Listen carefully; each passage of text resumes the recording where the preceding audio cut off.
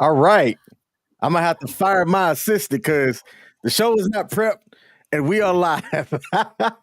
What is up, everybody? Good evening, or morning, or afternoon for our international viewers. It is Sunday, April the 16th. I am one half of the sports bar, the actual King Smith, or you could just call me King for short. And I have the other half, the guy, the avatar over here, the man, the myth, the legend himself. Coach, what you got to say? What do you hear? What do you say, King? I hope Yale had a great week. Oh, for everybody that I saw on Friday during Friday Night Freedom, glad you guys made it over here. Man, I heard your week was went pretty well as even my daggone tongue's tied up right now, man. Heard your past couple of days went pretty good, buddy. How about how was that, man?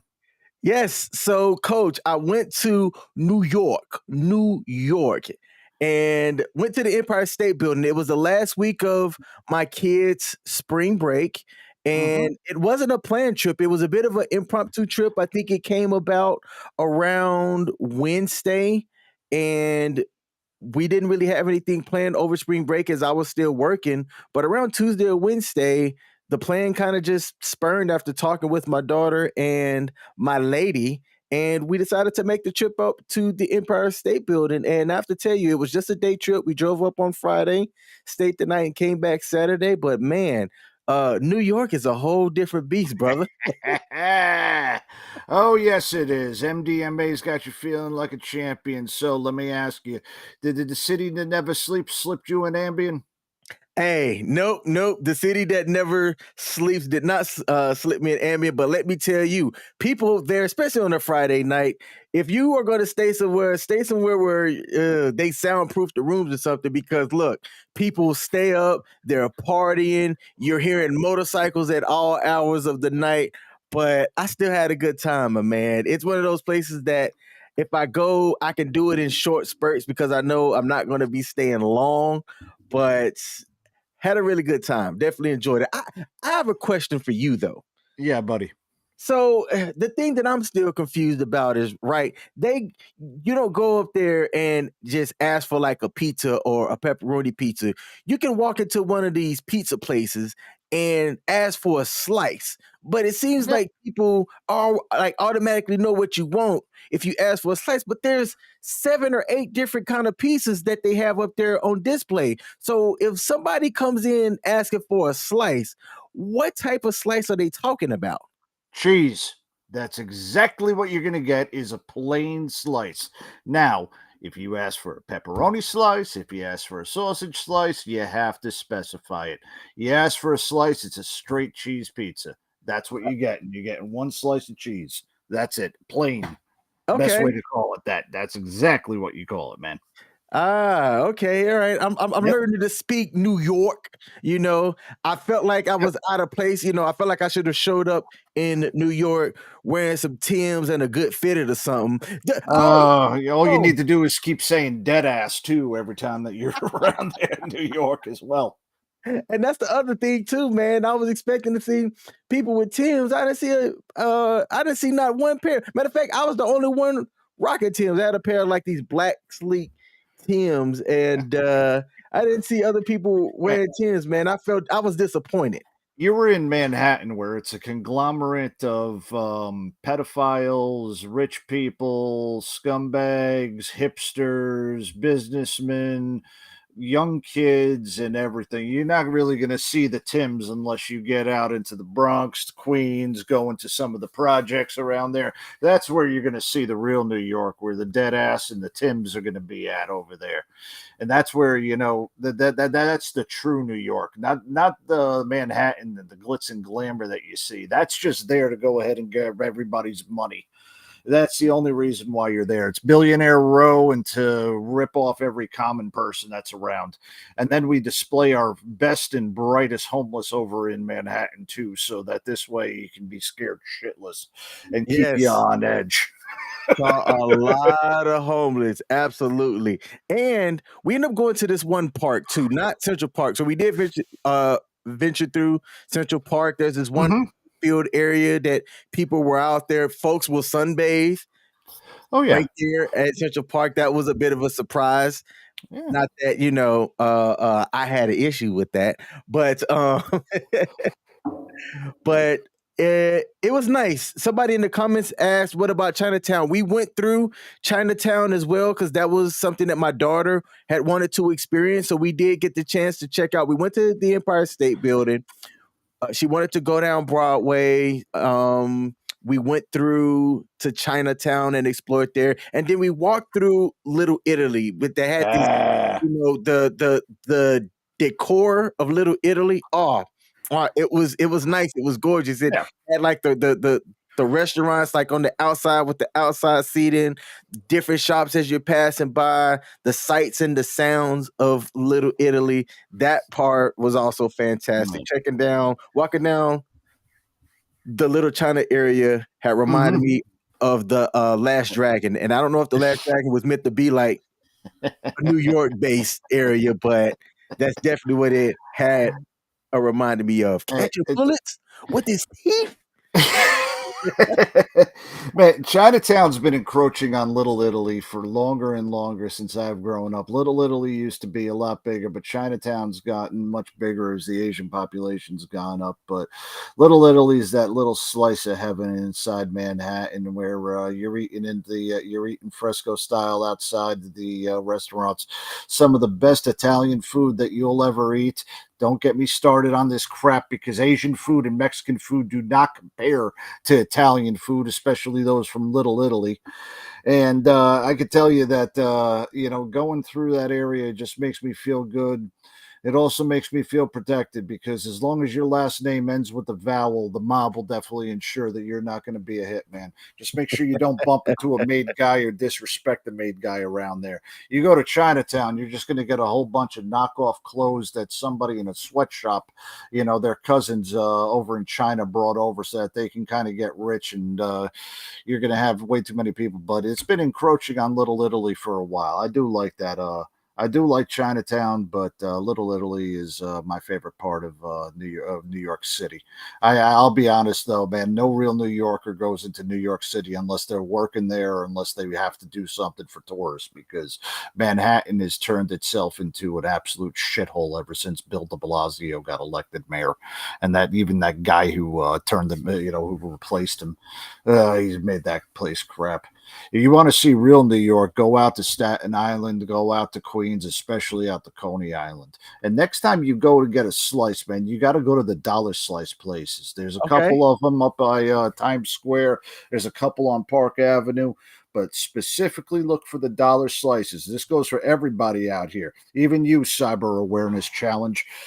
You go through and to New York City, get the dollar slice place because those pizzas are going to rotate out by about the time 3 minutes lapse when you're going in there. But from 3 minutes to the oven, that entire pie is done. It's going to be the freshest and hottest pizza that you're going to have, and you're only paying $1 for it. So you're not going to pay a little bit more outrageous prices like the 75 original raise or first raise or second raise or however many raise there are in Manhattan, but you will get a good plain pizza, a slice for $1.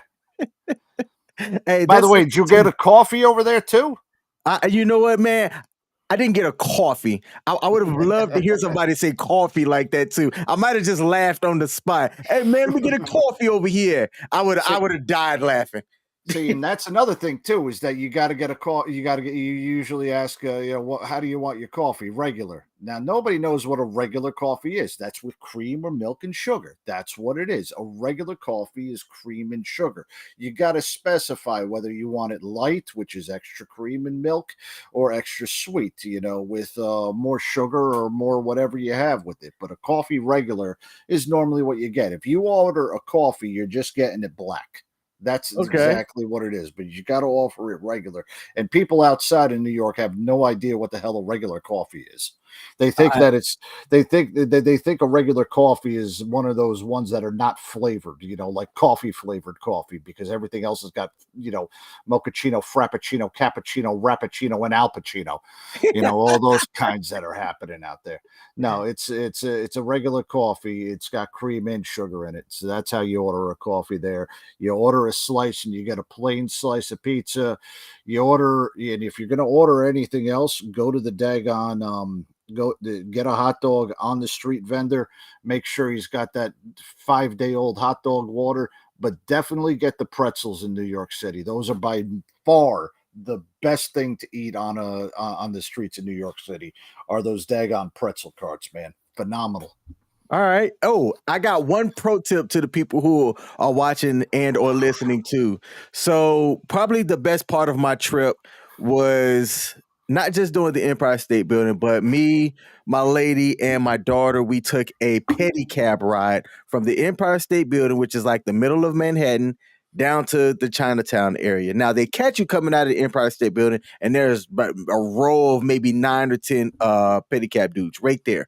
I asked how much it would charge, and I thought I heard dude say we charge by the minute, and it's $3 a minute. So I'm like, oh, okay, cool. There'll probably be about a 20 to 25 minute trip. I'm okay with that price. It'll be a little bit pricier than taking a regular Uber, but you know what? Deal.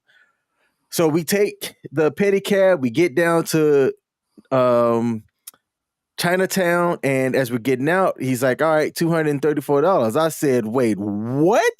He said, "Yeah, it was 26 minutes." He goes, "I showed you when I started it." He also wasn't like waiting at the lights either. Like if the light was red and it was safe, he would drive through it. So it wasn't like he was waiting to wait, which looking back, I'm like, okay, cool. He wasn't just trying to scam us for Yeah. time or whatnot. But in my opinion, he wasn't honest with the price. But and while he wasn't quick to show me the price when I initially asked, he was quick to be transparent and pull out the tag that was right there on the side that said $9 per minute. And I'm just Yeah. like, here we go. So I was agitated by that, but to be honest with you, it was a gorgeous weather day for it. And we got a chance to go down Broadway, see the sights and stuff, and not have to be bumping into people while we Mhm. were, going. So it turned out to actually be a really good time. But was it worth 230 some dollars? That's debatable. That's debatable. I think a lot of people in the comments would say, hell no. But that was probably one of the best times. I think it's a good memory that my daughter is going to recall. And when I asked her without no influence, she said that the bike ride was, and she knew how much it cost as well. So for her to say that, knowing that it did cost me an arm and a leg, like I respect her for being honest about it. I got you. You know what? You did it for your daughter, so I can't complain about, how you did it. I can't give you any negative whatsoever. I do agree with everybody out there that, you should have just walked, but your daughter wanted to get the true New York experience, and you did. You got ripped off in the city. So that's the absolute true New York experience. And every New Yorker walks because taking the cab is a ripoff. The Uber is kind of more for the tourists. You really don't want to take the bus because the homeless people go ahead and they pleasure themselves over in the back, and you don't know what you're going to sit in. And then you take the subway, which, if you've ever seen the movie The Warriors, well, the subways have kind of turned back into that from that movie where you got guys clanging bottles saying, Warriors, come out to play. And you got some guy who's about 7 foot, or so, and he's in the back, with a machete looking at you saying, can you dig it? Yeah, that's the way the New York City subways have gotten. But nah, man, I'm glad you had a great time in New York. I'm glad that even though you came out of there, with your wallet a little bit less, you at least came back with all your limbs, your eyesight, and your health. So Yes, that's sir. a definite positive. Yep. And I got two more questions, and then we are going to get into the show. Pete over on Facebook asks, did I get a hot dog? No, I did not get a hot dog while I was there. I did have a cannoli from Oh, one of the places in Little Italy, and even just thinking about it now, I'm like, ah, man, that cannoli was effing fantastic. Let me tell you, and I wasn't going to get it. My lady and my daughter talked me into getting it because she saw it. She said, "Oh, they got the gluten-free options." But I'm like, "Nah, if I'm gonna get a cannoli, I'm gonna get a regular cannoli and worry about any type of gluten sensitivity I may or may not have later on." But oh yeah. man, God, oh, Coach, no, let me stay away from this microphone. Oh, cause think about it now. That was fantastic, man. Good, And look, good. you say, "Oh, a cannoli's a cannoli." No, I've had other cannolis before, and it was not as good as this. New York So, City cannolis hit something different. They're phenomenal. Their bakeries are the best, especially the Italian bakeries over in Little Italy. You got the most authentic and probably the best taste that you'll ever have, buddy. yep, yep. And then one of the other questions was from David Cunningham. He asked, "Did I go to the a Memorial Park?" No, I did not. If we would have had a little bit more time, I wanted to. The weather that was coming in from Saturday made us say, "Hey, you know what? We did a lot on Friday with everything that we did." But going back, I do want to check that out. I want to check out the 9/11 spot Hmm. that's up there, and uh, okay, aside from that, oh, and the Statue of Liberty. Aside from Yeah. those things, we'll probably never go to New York again. Man, you'll be lucky. You don't even have to go to New York to go to see the Statue of Liberty. You can go straight from Jersey, get the ferry over from Liberty State Park right by Newark Airport, and you don't have to set one foot over in that shithole that Mayor de Blasio has made it. Uh-huh. Hey, if we have any of the staff on, I've been trying to cross post over to the sport. Actually, no, I don't think that they'll be able to do it. Oh, I can So, do it. Hold on. Let okay, me yeah, see. Yeah, yeah, I yeah. forgot. I If you forgot I can, can do that daggone thing. I can't find where it's located at. So, Coach, if you got that, brother, I'll appreciate it. And while you do that, I am going to fill in some time here and ask the viewers, what did y'all do this past weekend? We had spring break where I was at, and spring break is ending. The children are going to have to go back to school tomorrow. So, I'm going to take a second or two, get people to type in. Let's get some engagement going while I also fill for time. What did y'all do this past weekend? David Cunningham is giving us some of the final updates for the NBA playoffs. We're going to be talking about that as well. The surprise for me, and I Okay. should have did a caveat on this. I should have done a caveat.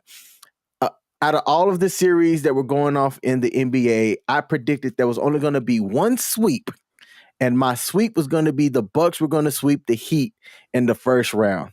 I should have caveated that by saying if Giannis is healthy the entire time. Apparently, he went down with a back injury, did not return, and yes, we do have a final 130 to 117. Ka said it would behoove me to caveat. Yes, it would. And it would also behoove you to caveat most things. That way you give yourself an out, right? You give yourself an out. But I thought that that series was going to be the only one that had a 4-game sweep. And glad I didn't bet on that because I was wrong. I can tell the Clippers and Phoenix game is about to kick off. And that was going to be an interesting one as well if Paul George misses any time, Hmm. as they're already saying that he's likely out for the entire series. Yeah.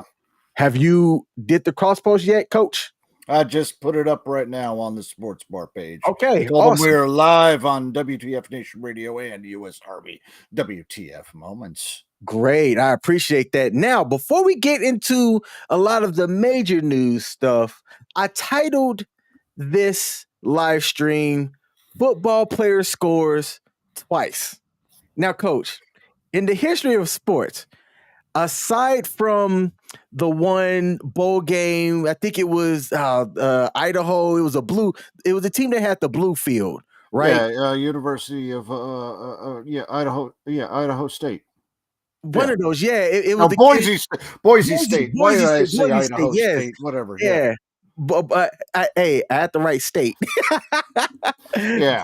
So you had the kid at the end of the game who proposed to his lady while the cameras were still on her. Hey, I'm Yep. curious if they're still married, but that's the only time that I've heard of a player seeking a proposal around a sporting event. Now, have you ever heard of anybody doing it while the game is currently being played?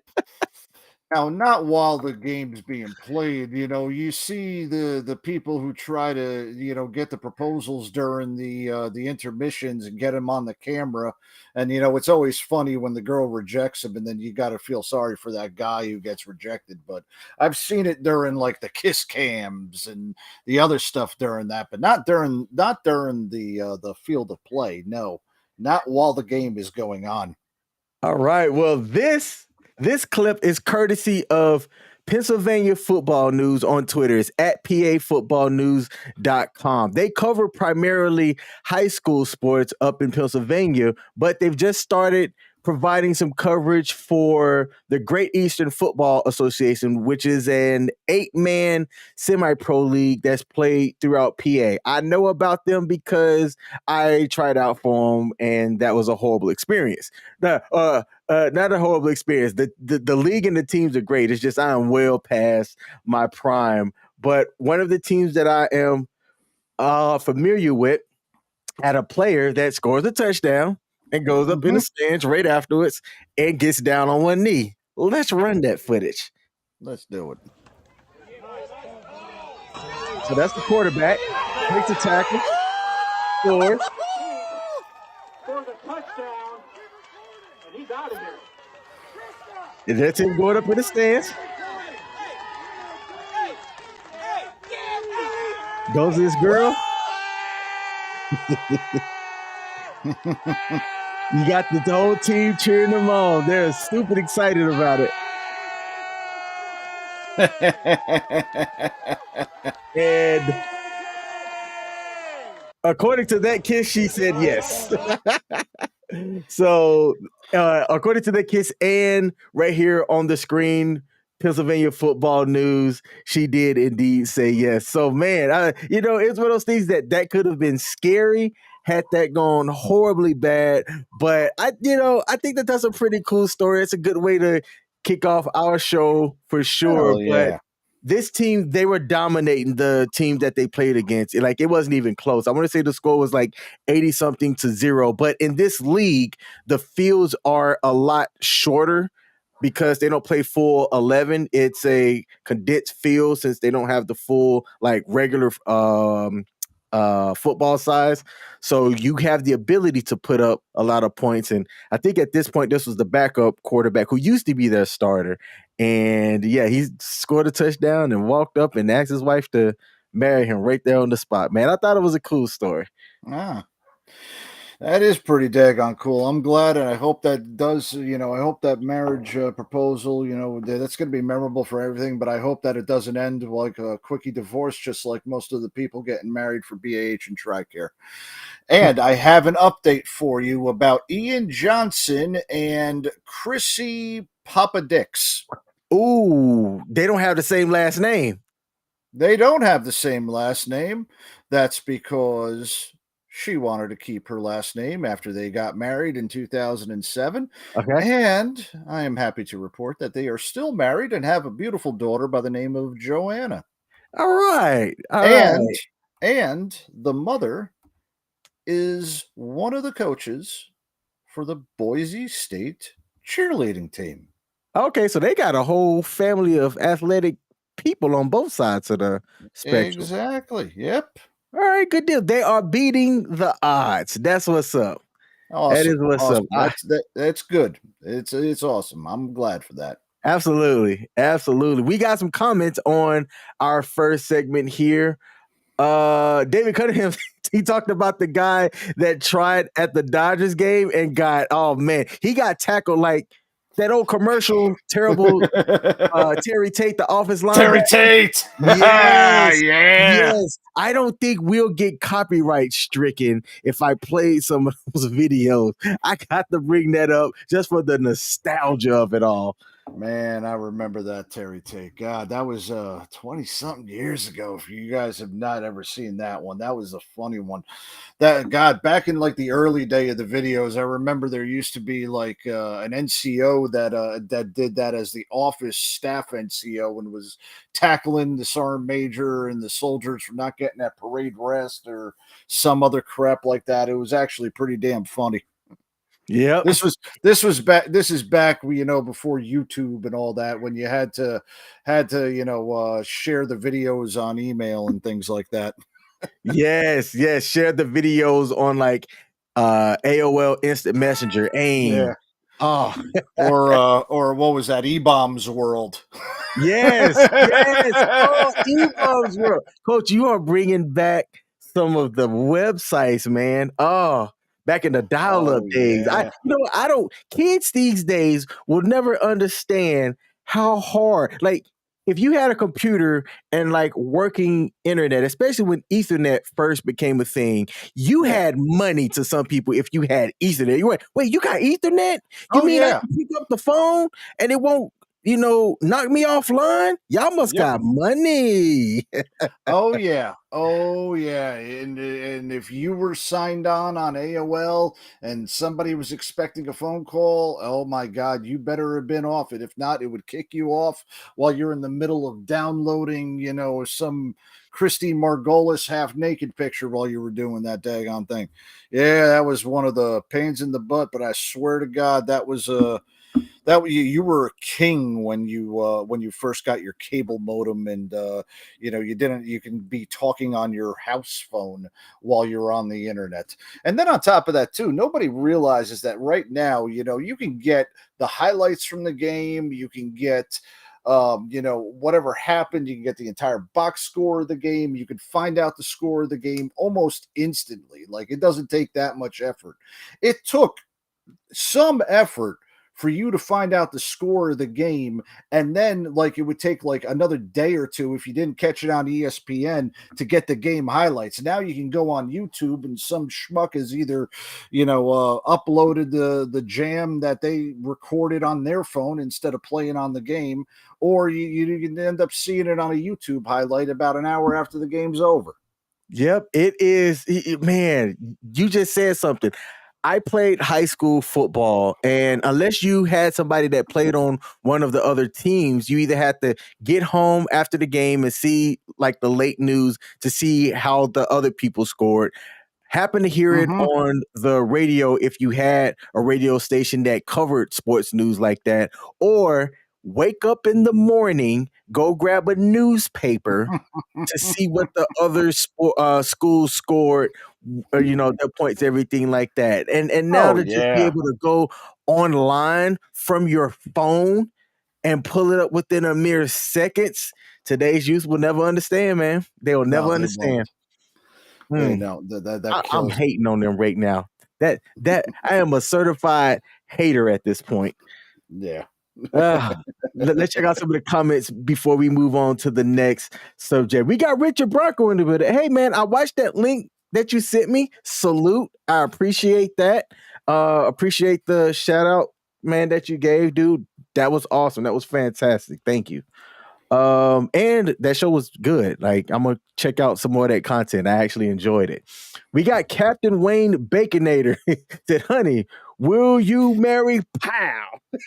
What was that other? Oh, Hillary, will you marry? And then Blue, it was the guy that did the skydiving, and he not skydiving, he did the proposal from bungee jumping on the original Fresh Prince of Bel-Air, and didn't end up making it. Michelle Early said, what would she have done if the touchdown wasn't good? Hey, hopefully she would have still supported him. Babe, look, I know that you didn't really score a good touchdown. I'll still marry you, though. Oh, Wait, yeah. was it somebody's birthday? Hold up. Oh, Hold up. yeah. Yeah, 2 days ago was my birthday, buddy. Wait. Yeah. You did a show on your birthday. Yes, I did. You know what, Coach? Hold on. Let me I first of all. did Friday Night Freedom on my birthday. First of all, happy birthday. Thank you. Second of all, that shows support to WTF Nation Radio right there because I saw the call looking for a co-host for the Friday show. I knew I was going to be out and about traveling. Otherwise, I would have jumped on with Cos, man, and did the Friday night show, but I wasn't able to. And look at you on your birthday, not your birthday. I say birthday over here. On your birthday, you did a show with one of our co-hosts. Yeah. Salute to you, man. No, How old are thank you? buddy. Like 70? I'm old, man. It's I'm old enough to know, I'm old enough to know that the best basketball players are not playing right now. I'm old enough to see about 5 different generations of baseball. I'm old enough to know when soccer was relevant in the United States and not the MLS. I'm old enough to remember when the USFL was in its first iteration, and how we actually have a former president who was a owner of a football team. Bet you all didn't know that Donald Trump was the owner of the New York, New Jersey team from the USFL, but he was. Yes. No, I did not know that. Yeah, I'm old enough to also appreciate the talent that we have, the availability of sports that we have, and the far reach that sports has around the entire globe, where billions of people can watch, or hundreds of millions can watch a sporting event as big as the World Cup, or as far reaching as Formula One. And that doesn't make a lick of difference in the United States, because our own pastime is actually warping them just by per capita in country. But when it goes global, we do have a good reach, and especially something like the World Baseball Classic that we had during May. There was more people watching that than not in May, in March. There was more people watching that World Baseball Classic internationally than people that were watching the Super Bowls. Okay, so the world of sports, the world of sports brings a whole slew of people together from around the globe and within this country. And I am old enough to remember when it was the 30 seconds or 2 minutes that you had on the nightly news, and now you've got talk radio, internet websites, shows, channels, and web pages all specified to sports, and as well as just their own singular sports. So in this day and age of information, we've got enough things to unify us that we should use sports to unify us and not everything else to divide us. So absolutely. I agree with that, man.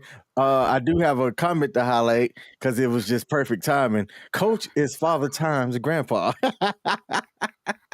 That was from Wayne Baconator Adrian himself. I pinned Jesus Christ's corporal stripes on him. Man, all right. So let's start off with some. Let's do NBA playoff news. So we have Let's do it, buddy.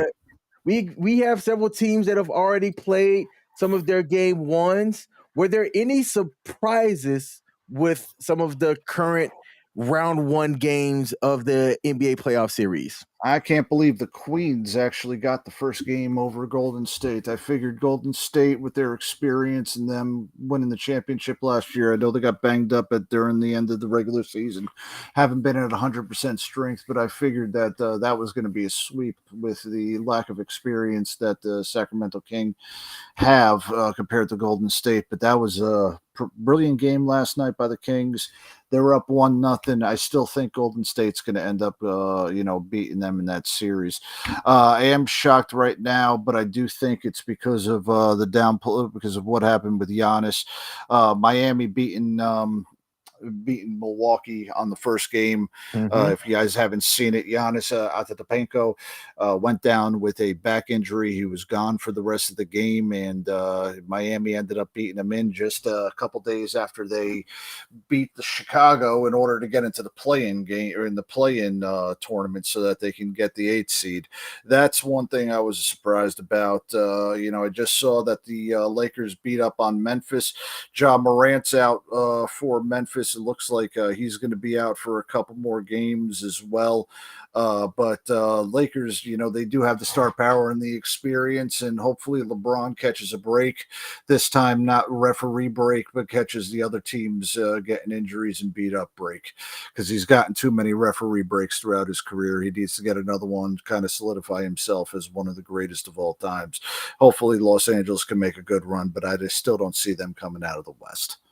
But Oh, wow. other than that, looking at the other games, nice. It's still weird to see Kevin Durant in a Suns jersey, but Yes. they're playing the Clippers right now over on TNT. Haven't seen anything else out of there for the other games. I know Memphis and Denver are going to be playing later on tonight after we go off the air. Yep, and David, I appreciate David. He pops in and he puts the scores and stuff up from time to time. Hey, if you could keep doing that, Dave, that would be awesome, because I don't want to take away from having to look over here, look over here. So if you could keep doing that, brother, I'd appreciate you. Coffee on me, I'll get your regular coffee if we ever see each other in person. How about that? Hell yeah. He also said that in the Golden State versus Sacramento game, that it was a game. Yes, I saw the highlights of it, and Malik Monk bought out. Malik Monk, he was the reason why. So I was a bit surprised that Sacramento was actually favored to win that game by 1.5. And I was like, well, maybe it's the home court advantage as to why they were favored on the Vegas lines. But I looked at that and said, where are they going to get contributions from? Because if Steph and Clay are playing good, and Draymond Green does what he does as, the worst, he think he's God's gift to the NBA, but to me, Draymond's trash. But he does what he needs to do to help contribute to his team. I asked myself, where is the Kings going to win and ball out for them to be favored and catch that game one? And I said, ooh, not a lot of people are talking about Malik Monk. They know about Fox, their center that's down there. But I'm like, I think Malik Monk is going to be that X factor that if he balls out, then yeah, I can see them winning both game one and game two at home. And he did just that, man. He balled his ass off. I want to say, let's see, De'Aaron Fox was their leading scorer for Sacramento, but Monk came in off the bench, 8 for 13, 2 for 4 for threes, a perfect 14 of 14 from the line, a couple of rebounds, a couple of dimes, and 32 points off the bench as their second highest score. So Monk balled out. He made people remember who he is. And I think if he can play that well off the bench in game two, the Kings are going to go 2-0 against Golden State. But look, Steph, you can't count him out. And then, I think that you can still say that there's still the Splash Brothers with Klay Thompson. And I don't know.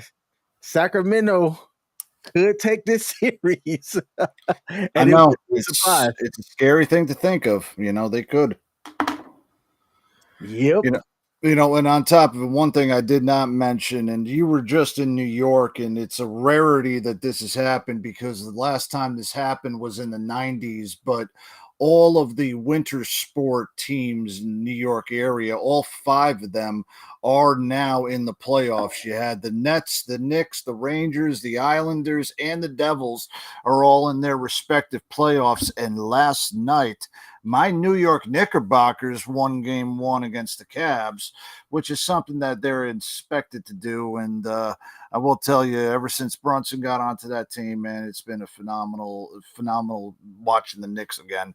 I just hate the fact that, they're still owned by James Dolan, who is the worst owner in all of professional sports outside of the one over in Washington, D.C., but we'll get to him later. Yes, we will. Yes, we will. Hey, they're still going in on some of the old jokes right here, and this one made me smile. Jesus and his disciples were the first Wu-Tang Clan. Bro Smith versus and bars. Okay, that made me laugh, man. That was a good one. David Cunningham said that the Celtics cruise. They were the other team that I thought Yep. if the sweep was possible, it would have been the Celtics over Atlanta. I just think that Atlanta doesn't have enough, and Boston plays phenomenal defense. Phenomenal defense. So if now with all of the teams that have played, if there is a sweep, I will put my money on it being Boston over Atlanta. Absolutely. And out of the East, it's either going to be Boston or the Sixers. Now that Milwaukee is kind of walking a little wounded, I'm not going to have as much confidence with them with Giannis out. But, Celtics are the best team out of the East. Sixers are going to have this year's MVP in Joel Embiid, and that might be sweeping up what we're going to be looking at as far as these conference finals for this year. So, possibly looking at that, and that might actually be a pretty good Eastern Conference final this year between those two. Yep. Now, let's sprinkle in some. This is tragic news. I almost don't want to cover it, but I think that there are some lessons to be learned here that maybe if we have some young viewers or people with young kids, you can kind of remind yourselves to hug your kids a little bit tighter because you never know what's going to happen. But before I get into that tragic, sad news, let's read this from David Cunningham. He said the Lakers, Clippers, Sacramento and Golden State are all four of his California teams are in. Yeah, you know what? I didn't think about that either. You got Cali representing. Here we go. Alabama doesn't have a pro football team or basketball team, but California got like four in each sport almost. It just doesn't seem right. Yeah. Yeah, well, I mean, it is the largest, it is also like kind of its own country with the way that it's separated from the United States by the entire mountain chain. And you got, the two teams out of LA for crying out, you got you got three football teams in the state. You've got baseball, you've got 1, 2, 3, 4 baseball teams in there, 4 basketball teams. Even hockey, you've got 2 teams over there for crying out loud. I mean, California is, one of the most populated states, and it's definitely one of the biggest. It's not like Texas, but, nothing is as big as Texas or as stupid as Texas. But California's got its own stupidity, in and of itself. But yeah, they've got a decent representation. Now, they don't have the density of New York where, every single one of those teams play within like a 30-mile radius of downtown Manhattan. But they with how large California is, they've got an equal representation in sports. It's just too bad that the Lakers are the only ones the Lakers and Golden State are the only ones that actually win anything for that state. Coach, hold on. I'm gonna have to go back and ask you something. All right, and I'm gonna ask my lady this too on air. So Michelle, that's my lady. How would you feel about living in California, Michelle? Let me know. Coach, do you have something against California? I'd rather drink the new Bud Light than than live out in California. Okay, look, I'm gonna say this about California. California, in and of itself, has to govern itself like it's a nation because if you took the gross domestic product of just California itself, it would be the 6th highest nation in the world with everything that they have for it. Now, because of its area, it has next to no natural resources that make it a viable place because there's that whole, you've got ocean on one side, you have very little river for fresh water, and you got the desert and the mountains that are happening through there. And it's basically separated from the rest of the United States by that mountain chain. And it's a pain in the ass to traverse over there. So they import all of their oil. Let's be honest, they're the ones who are importing all the foreign oil because it's almost impossible to get domestic oil or domestic gas over to California. Because they are so different, And because of the way that they are, they've also perpetuated a different environment in California where Mhm. the things that they hold as values are not the same thing that we on the East Coast hold as values. And I'm not saying it's bad or good, but I will tell you that I have a little bit more patriotism than the people in California. To the part where when I was in San Francisco, for a soldier's funeral back in 2011, I had to cut in front of the line because the San Francisco airport, delays would come out the wazoo. I had to be there that day because I was the unit representative for that funeral. I cut in front of the line, and a woman overheard what I was going over there for, and she said, and I quote, "I am glad that soldier died." It took everything I had to not punch her uterus out of her butthole. From that moment, I have had a disdain for the state of California. Mm. And since that part, I have been proven time and time again by looking at the streets of San Francisco and realizing no business wants to open up there because naked people shitting on the street, stealing everything, and shooting up drugs without any type of recourse is just commonplace over there. I've heard. Los Angeles is full of so many fake things that they can have their own Congress inside of how much fake stuff's over there. Hollywood itself is completely distanced away from the rest of America, but they live in their own little universe, and that's how they like it to be. And for those of you that are living in California, you're basically taking all of the farming water that Utah, Colorado, and northern Arizona and Nevada need so that we can give drinking water to the scumbags in the San Bernardino Valley and the greater Los Angeles Compton area. That's why I don't like California.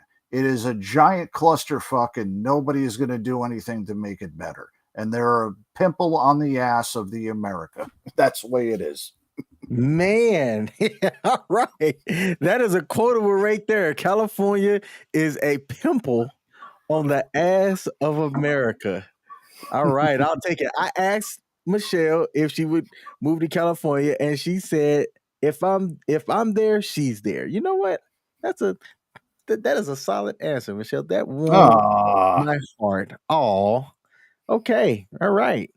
Man, and hey, coach, you had a lot of people that, as you told that story about the lady and what she said about the soldier, the reaction was like, "Wait, what?" And the fact yeah. that the audacity of her to like, she said this to your face. Yep. Yep. Ooh, ooh, ooh. Wow, and you were in Now, uniform. no, I wasn't in uniform. Okay. I was, I never traveled in uniform. That's an intention setter right upon itself. Ah, But okay. I did have my orders and I did have my ID card. And I will say that with that woman saying it, it wasn't as if she was surrounded by people that agreed with her. Half the people that were there that heard what they said were looking at her like they wanted to rip her fucking head off. The other half just kind of looked back down and didn't want to get involved. Mm. So yeah, I would say that, I am basing my experience of California off of a really shitty experience, but there's more that actually show me the negativity bias of California than there is any type of positivity that ever came out of that state. Okay, so outside of my active duty time, because I had been into what's the Air Force base there that's got the Travis Air Force Base. Travis, yeah. And I'd been to Travis a couple of different times when I was active duty, but my only time outside of active duty, I went to Hollywood and I took my daughter. You know what? It seems like a lot of my travel stories involve my daughter. Well, that's Oh, good, anyway. man. Yeah, that's cool. I like it, but it was that kind of just hit me. Yeah. But her and I had went out there. We went out to Hollywood because I had never been. My kid's mother's sister lives out there, and I'm still pretty tight with my ex-wife and her family and stuff. So when we went out there, this was after the divorce. Mhm. we stayed with her sister for a couple of days. So shout out to her. She is a uniform wearer as well. She is AGR, full time Nice. reserve, like army person. She's getting close to her 20, so I want to give her a salute on air as well, as she's a fantastic person. But we stayed with her while we had went out to visit Hollywood. And what else did we do? Oh yes, there's this spot. Let me tell you, one of my main reasons for going. Look, we've talked about food on air. All right, I'm a big dude. I like to eat. In Okinawa, Japan, I tried this Japanese curry house place called Koko Ichibanya Curry House. Now, for those of y'all that don't know, Japanese curry is more like a gravy-based curry than like your Indian curry that you might try out. But oh man, coach, I found out that they had some because it's primarily Japanese. I guess you could call it a franchise now because they have like more than 10 locations or so, but they're all over in the Pacific. Hawaii's got one or two, mainland Japan, and Okinawa has several, but California also has about 5 or 6 of them, all within that Hollywood, Southern California style. So when we were there for like 5 days, we ended up going to Disneyland and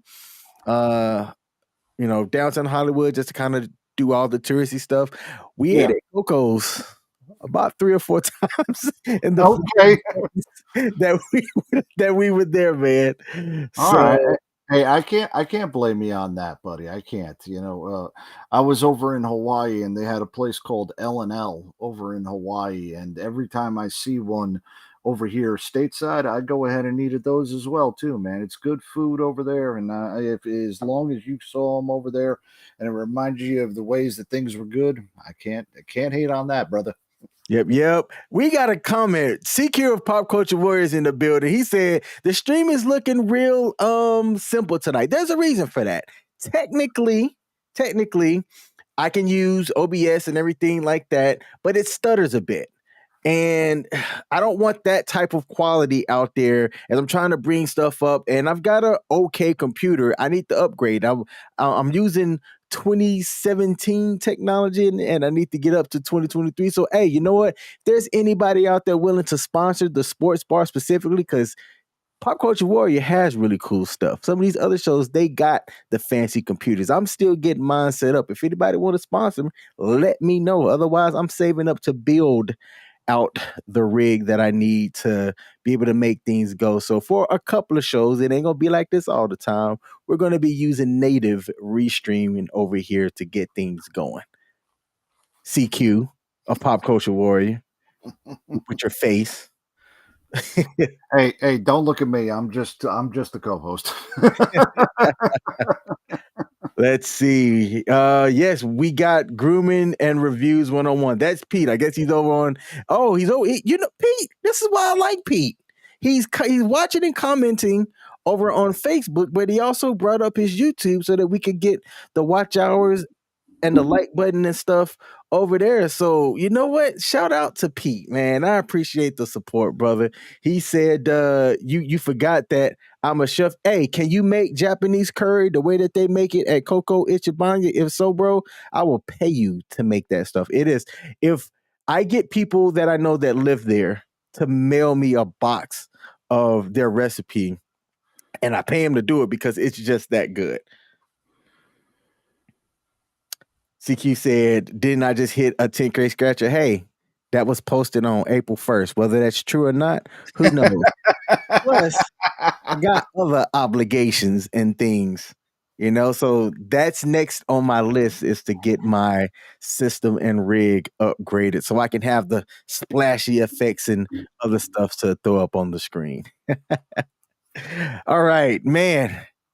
So our next story here, it's a bit of a downer. So after this story, we got to make sure that we do something to bring the show back up. But I'm going to highlight this website here. This is from usatoday.com, and a kid who goes to college from my hometown, or at least he was a commit to it, got shot and killed in his hometown of Dadeville, Alabama. Now, I'm familiar with the state of Alabama because I'm from Alabama, but I've never heard of Dadeville, Alabama. But if I'm understanding this story correct, this young guy and three other people were shot and injured at a party for his sister's 16th birthday party. And the kid's mother, as you can see on the screen right here for our watchers, also sustained two gunshot wounds. So four people, I want to say four people died. It's being written up as a senseless tragedy. Jacksonville State is one of the local colleges from my hometown.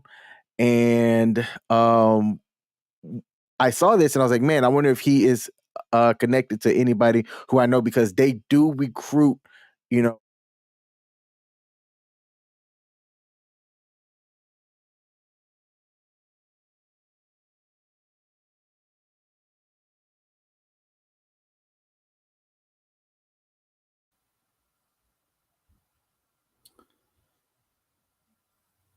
Hey, King, can you hear me, buddy?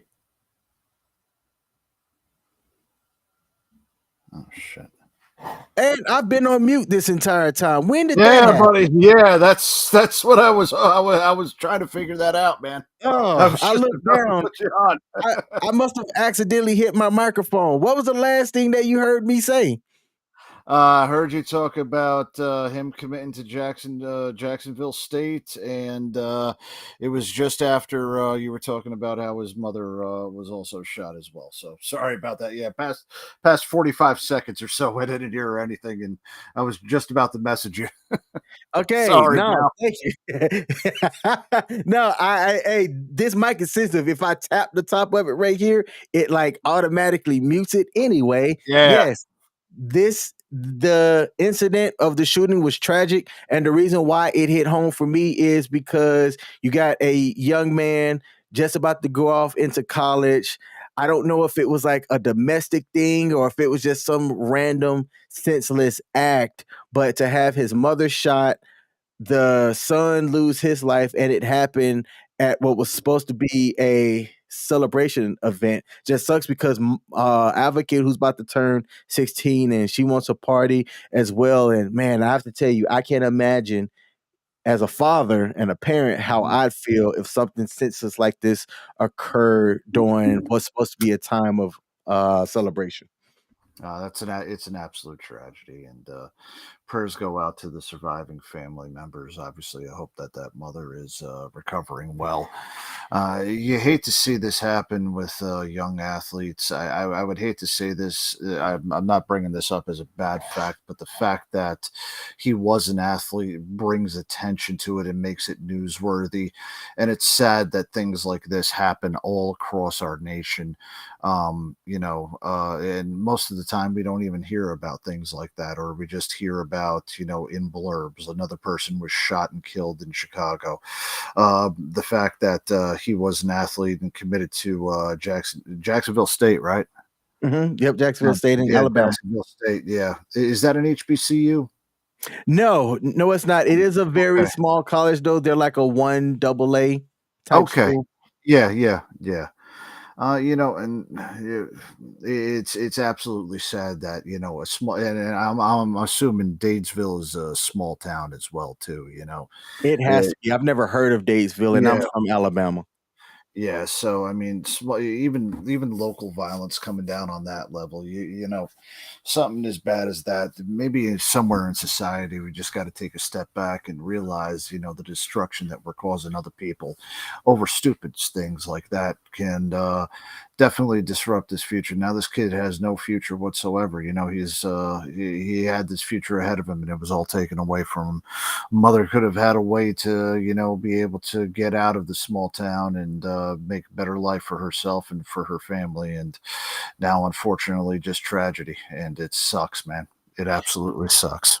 Yep. And David, I'm glad that you had highlighted this. He said, David Cunningham said he saw the press conference and 28 others were injured as well. So the last I saw was 4 dead, 28 injured. It occurred at, it was like some type of dancing studio. So I guess that this was a place that they were Mm. host other parties and stuff like that as well. I saw this story maybe about an hour and a half prior to going live, so I didn't get all the full details, but I just wanted to highlight that because it's one of those. It's senseless, right? There's been a lot of gun violence. Yeah. You talked about Chicago, man. I'm not even surprised. Matter of fact, Coach, this is interesting. Hold on, let's make us bigger. The Yeah. surprise to me, you get a lot of shootings. That Chicago has a gun violence homicide almost every day. Yep. Almost every day. And it's not even talked about anymore because it's a regular day that ends in Y and somebody got killed. And it's fascinating to me the stuff that gets coverage and the stuff that doesn't, because I almost think that people are desensitized to the gun violence and things that happens in Chicago because it's literally almost every day. In a place, Chicago, when you look at it on the map, it ain't really that big. But yet, Yeah. gun violence, like per capita there, it's astonishing how much gun It's violence terrible. happens there. It's tragic, man. And I, for the life of me, I'll never understand it. We have become way too sensationalized with our news, and we've become I'm not going to say numb to it, but we've become so accustomed to those things that we don't see the absolute tragedy in all of this stuff anymore. Towns like Chicago, Detroit, Camden, New Jersey, New York City, the violence is a commonplace occurrence. Now, let's not get into politics regardless of it, because the violence is violence, and it happens in all of these kind of predominant big cities that we have just talked about. But the tragedy is equal whether it's in a small town or a big town. And regardless of how it's covered, we should be covering these types of things, but we should also be at the part where we're not so desensitized to the absolute trauma that this has caused. And the only reason why we're actually getting any type of attention is because of either sports or because of the area in which that's in. And, it's senseless. It's stupid. 30 people now injured in that whole thing. And I didn't know that was in a dance studio as well. The mass shootings. I mean, everybody keeps, I don't even know how many schools have been shot up. The first time I ever remember hearing about a school shooting was Columbine. Now I don't even know what schools have been shot up. I know that there was just one in Nashville. The Sandy Hook. What's the one? Uvalde in Texas. Texas. There's been so many daggone school shootings that we're now desensitized to it that we can't even tell which ones are happening. There's been so many damn murders that everybody just is turning around and hating each other that we're so damn desensitized to it. This country needs something to unify us. There's always been a great something that can unify us. We were unified a lot of times after great tragedy, but there's also been great things that do unify us as well. Sports being one of them. And I just wish that something positive would be coming out of the sports world in which we will all be able to be unified, root for, and kind of have a good way of, being able to get the country back on the right track. One of the biggest ones that I remember happened right before I was born. 1980 Olympics, the Miracle on the Ice. It unified the country. At a time that we were going through the hostage situation over in Iran, and everything that was happening in the U.S. wasn't going that great. It was really shitty during the Carter administration. And then Miracle on Ice happened, and this country started turning it back around again. 43 years later, man, maybe we should be looking for the sports world to get something that unifies us in victory and in triumph instead of tearing us apart in tragedy and horror. Man, I agree, man. I definitely agree. that there is something about sports. I said it on a couple of episodes back that you can walk into a sports bar, which is kind of why this show is called the Sports Bar, and you can strike up a conversation with a complete stranger and have a good time. Simply talking Yeah. about sports, and you could come from different backgrounds, ethnicities, financial statuses, or whatnot, but still be able to share a beer and crack some laughs and jokes over sports, man. And that's one of the reasons why I love sports. Side story. I got a side story. Mhm. So I'm Let's hear it. playing in a social league, right? It's a social flag football league. This Yeah. team, this is my third season with the team. I'm not the oldest, but I am one of the oldest on the team. And I do it just to get out, man, and kind of keep the old legs, just to stay active a bit. I'm a guy with a heart condition, so I can't do a lot. But, Yeah. it's good to just, live a little. And we lost today to one of last year's championship team. Now, this is a team that they've played together for a long time, so they've got a little bit more glue. This team that I'm with, we came together as free agents, but a good bulk of us Mhm. have stuck around, and this is our third year. But we have enhanced our team with some other athletes, and we Yeah. lost today on the game that was actually winnable. But we're still kind of learning, our strengths and weaknesses and gelling. And we had one guy, man. I overheard him as we were walking away because he was frustrated. He was frustrated at Yeah. what was happening on the field because like we had a winnable game that a few mistakes that could have been that didn't need to happen happened. And Yeah. had they not happened, we likely could have beaten that team. But it was what he said afterwards. He went and he was talking, I guess, to some of his peers and friends. Oh, by the way, this guy is he has a military affiliation too. He's active duty only. Okay. And he's Mm, talking to some of his buddies and he's saying, "Yeah, keep a slot open for me next season." And like I'm hearing him say this within earshot because this is out in the open as we're walking to our cars and stuff. And I'm like, "Yo, we just lost a hard fought game." You know, eh, in like a team sport, that's not something that a teammate should be hearing. I don't know if he overheard me say it. Now, later in our group text message, he apologized, but he apologized for his emotions and things like that. And everybody kind of rooted for him. Coach, I couldn't let it go. I tried to let it go. mhm. I'm sitting on the couch. I got my lady right next to me.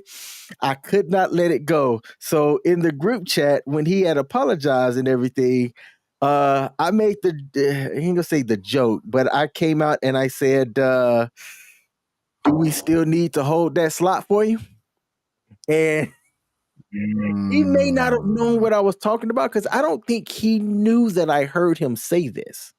Right. And it wasn't yeah. like, I had to lean in to hear he was saying this out loud.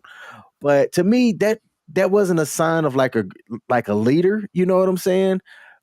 Because while he did apologize to the team in the group chat, and he said that he wanted to apologize today. He was out of line, got caught up in the moment when I thought we were going to win.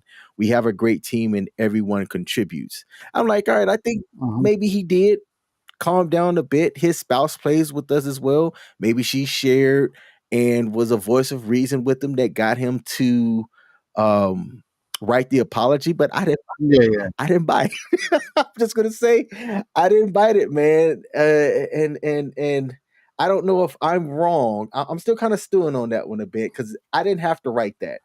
And I'm normally not a person that's petty like that.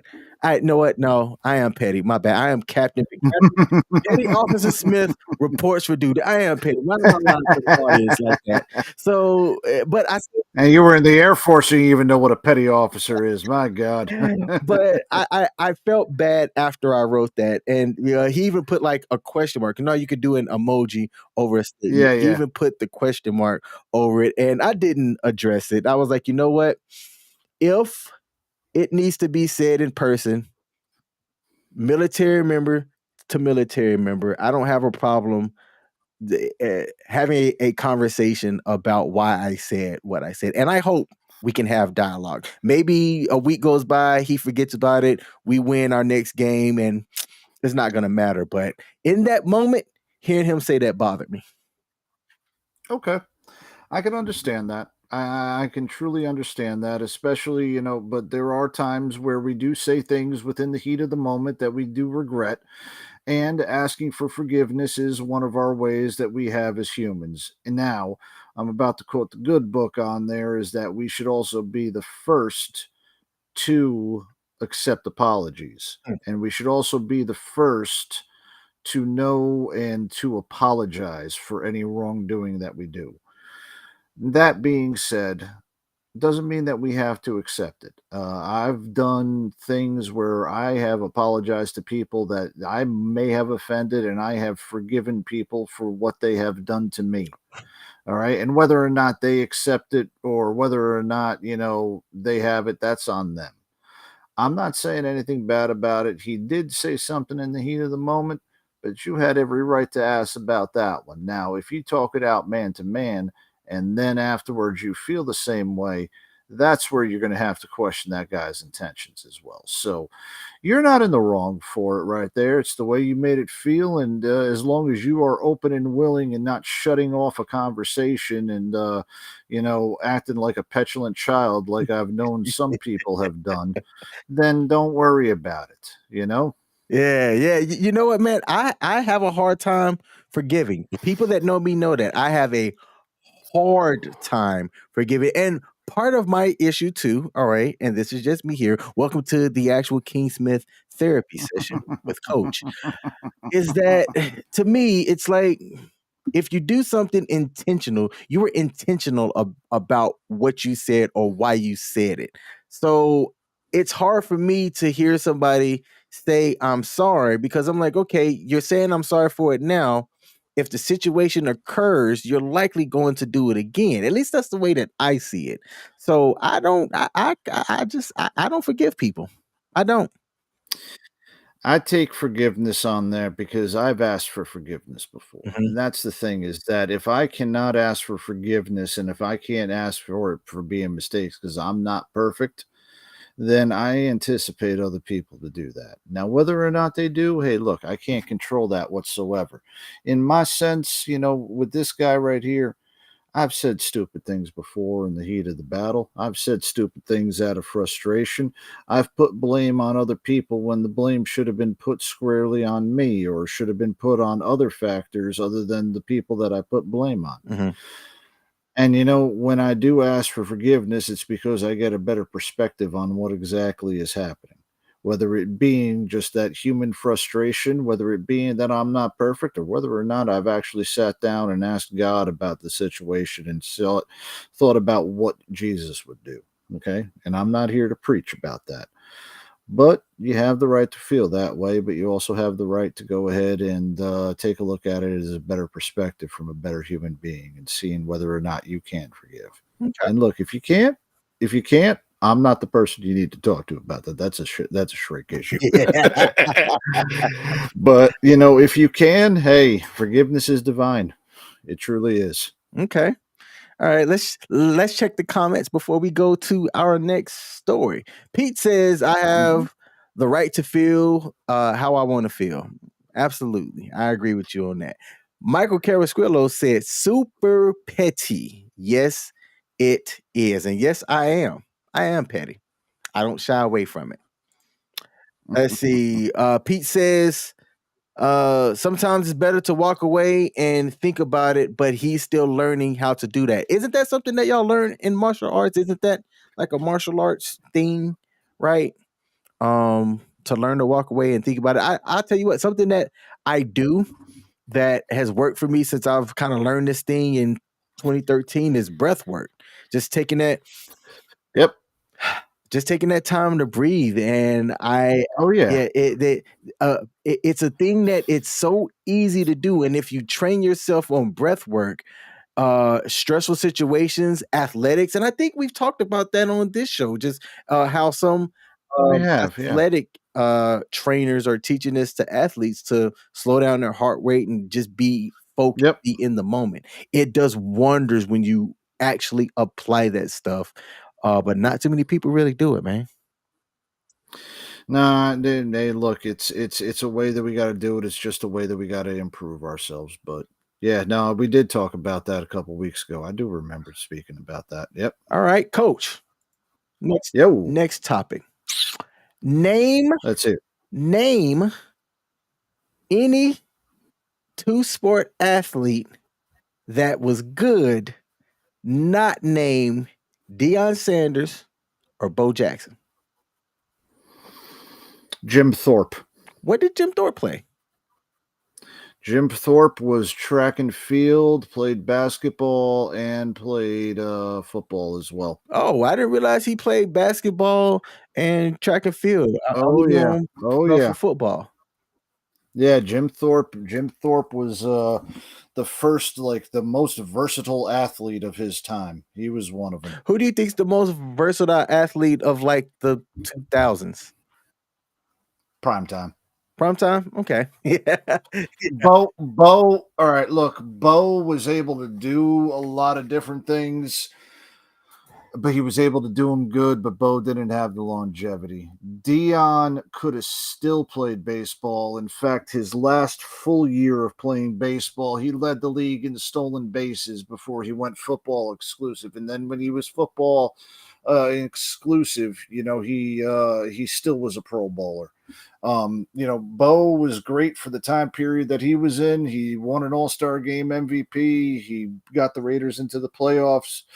But Dion for me was the better two-sport athlete. Same. It's hard for me to argue anybody else in any sport, no matter the gender, when you talk about a multi-sport athlete.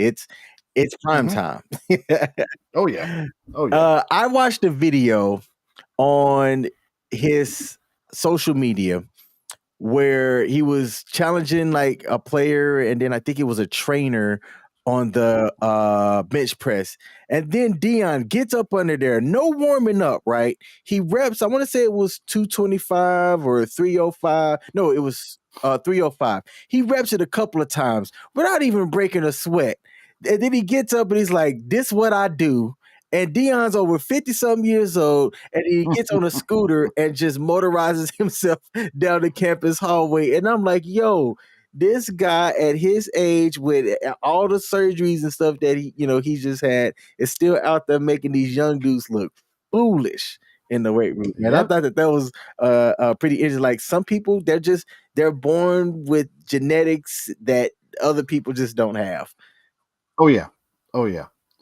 And Prime was definitely one of them, that he was able to play baseball and football at such a daggone great level, both professionally. I'm not just talking about the ones that played like Tony Gonzalez. He was on the Cal basketball team, and same thing with Donovan McNabb. He was on the Syracuse basketball team, and both of them ended up making it into the NFL. Same thing with Julius Peppers. He was on UNC's basketball team. Yeah, that's right. Ron Curry as well. Yeah, Ron Curry was as well before he was on, and then he became a wide receiver in the NFL. You had a lot of the people that were playing basketball, but Prime and Bo were the only two. You know what? There was another one. Brian Jordan played baseball, and I believe he was also on the. Yeah, Brian Jordan played in the NFL and was on the St. Louis Cardinals, or he played basketball and was on the St. Louis Cardinals, if I'm right. I can't remember what two sports he had, but that was the last kind of two-sport athlete that I remember happening out there. But you see a lot of them now that are doing it in college. Yeah, and more power to them. Yep, and more power to him. Exactly. We could talk about Kyler Murray real quick prior to delving into this. Oh, I forgot about that guy because he was on the Yankees, and that ain't going to end up happening. Do you think? I mean, with the way that his football is going, it's easy for us to kind of talk about this now that it's hindsight and all. But do you think he would have had a better success playing baseball than football? I don't think he would have made as much money playing baseball as he would football. And football, I'll say this, it's easier to get off of the wagon and go from sugar to shit in football than it is in baseball.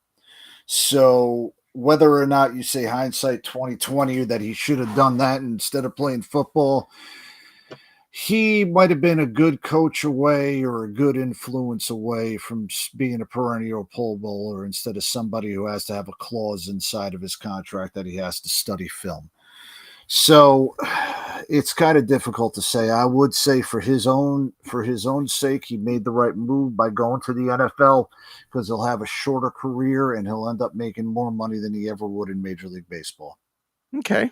We are going to talk about baseball after this current segment, but is this guy the next Deion Sanders? And I could even say that with a straight face, but college spring training is kicking off, and there's a couple of notable news and stuff coming out. You've got the Manning kid that, could be next up, but it looks like he's going to have to wait his turn. But before we get into that, Central Florida has a guy by the name of John Rhys Plumlee, who played in a baseball game, had a pair of hits, including a 2-run triple in which the UCF Knights destroyed Memphis, and then turned around that same day, this was last Friday, and played in their spring game and threw 2 touchdowns. I don't think I've heard of anybody doing that at college ever, and this guy's apparently one of the first people to do it. Not just to play, because I think that there's been other athletes who've played in these games, or like they were part of the roster, so to speak, but you never had them like overlap like that. So to go from a game and then go into a spring game that same day, I think is noteworthy. So I wanted to give this dude from Central Florida, John Rhys Plumlee, the WTF Nation Radio thumb clap or clap. Hell yeah. There's a great ESPN documentary about Deion's double play when he tried to play in the World Series and in an NFL game on the same day, and the coordination that was needed to do something like that. But mad respect for any athlete that tries to do 2 separate disciplines on the same exact day. And this guy, gets 2 RBIs and throws 2 touchdowns in a spring game. Hey, look, man, more power to him. You're the big man on campus. You're over at UC. No, hold on. I wanted to say UCF was the one that made it to the Final Four. That's not UCF. That was I can't remember which one that was. But this guy's hopefully he's got a future in one of them, and his options are available to him. I hope he picks the one that he's got the most passion about. Yeah, absolutely, and that's what I would say too. Look, money's a factor. Don't get me wrong. There's more. I think you can say that there's more longevity in baseball than there is in football. But I think I would advise anybody, go where your passion's at, man, because you're gonna have to get up. You're gonna have to go to those practices, those team meetings, and everything like that, and do what's more. I don't say more fun, but do what you have a passion about, because you might get tired of, if you aren't starting and you aren't getting any playing time. I mean, it could be frustrating, if you aren't getting that time and you also don't have a passion for that sport either. You do see it very rarely, though. Do you see the people that try out for one sport go ahead and switch to another? And then have some type of success for that. The last one I remember that did something similar to that was Chris Winkie from Florida State. He was a minor league baseball player and then went back to Florida State, won the Heisman and the national championship, and then got drafted by the Carolina Panthers during the and it was absolutely so crappy that they ended up drafting what's his name? They ended up drafting Cam Newton because he was so bad. So you have some times where you can do that, but I hate to say this, around this time, everybody, and especially in this day and age, they are looking after their money because tomorrow is not guaranteed. They could have a longer career in baseball. Russ Wilson could have, still been playing baseball right now. Kyler Murray, shit. Even, well, I'm not going to say Tom Brady because nobody really saw Tom Brady as a football prospect or a baseball prospect. But there were a lot of these prospects that, could have played somewhere if they, it could have played for longer if they played baseball, but the money was there for them to play football because tomorrow isn't guaranteed. And you got to do what's best for yourself when it comes down to the money and taking the money when it goes there, especially if you've got a family for doing it. Mhm. Now, if it were me, I would do the thing that I'm more passionate about, whether it be in baseball or whether it be in basketball or football, if I was given the option. But thank God that God made me 5'8", fat, ugly, and slow, because that definitely narrowed down to my options for none of them. Hey, those that can't do teach, well, those that can't do coach. Exactly. Yeah, but nah, you know what? I take that back. There was another player that did try to do the double play, and he actually, bringing up Tom Brady made me think about this. Who's that? The Michigan quarterback by the name of Drew Henson. Yes. Now, yes, now Drew Henson ended up going to Dallas as a quarterback, and he led to Tony Romo being there, but he was also the starting quarterback that benched Tom Brady over at Michigan. So he's got those two connections. And then here comes the third connection. He was drafted by the New York Yankees as a third baseman. But because he was so shitty at third base, the New York Yankees ended up trading to get Aaron Boone. Aaron Boone then gets injured, and who do the Yankees trade to replace Aaron Boone? Nobody but that fucking fraud Alex Rodriguez. So thank you, Drew Henson, for not only giving Dallas an absolute crap quarterback, but also thank you very much on behalf of Yankee fans for us having to put up with that fraud for 11 years while he was wearing pinstripes. All right. Hey, coach finds a way to make one person who you might not have thought about out to be the bad guy. And I love it when you Oh, do yeah. it, man. Oh, I love it Completely. when you do it. Speaking of baseball, actually, before we do it, we have an update. David Cunningham said, Yeah. "Ooh, halftime, Clippers leading by 5, 59 to 54. Can't say I saw that coming." Neither did I. I still, apologize.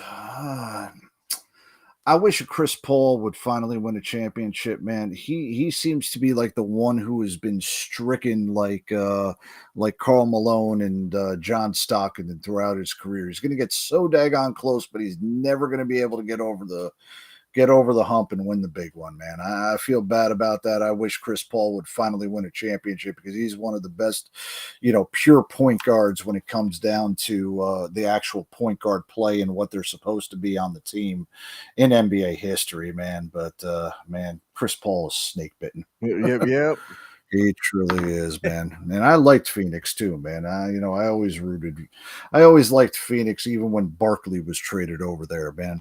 I like players. Like, I like certain players, and a player that I can get behind. You don't hear a lot of bad stuff about him. He has done a lot for the community that I don't know if he just doesn't want the recognition for or whatnot, but he has a lot of good stories out there. The guard Booker for the Phoenix Suns. Devin Booker. Yeah. Apparently, Book does a lot for the community on various different things, not just like giving away things, but he's out and about trying to be a positive role model and things of that nature. So, because of stories and stuff like that, I root for the guy. Hey, good for him. He doesn't need to be a role model. We've already had that discussion 3 weeks ago or months ago about John Morant, about the role model. But, as long as Devin Booker's trying to be that person out there, hey, more power to him. Yep.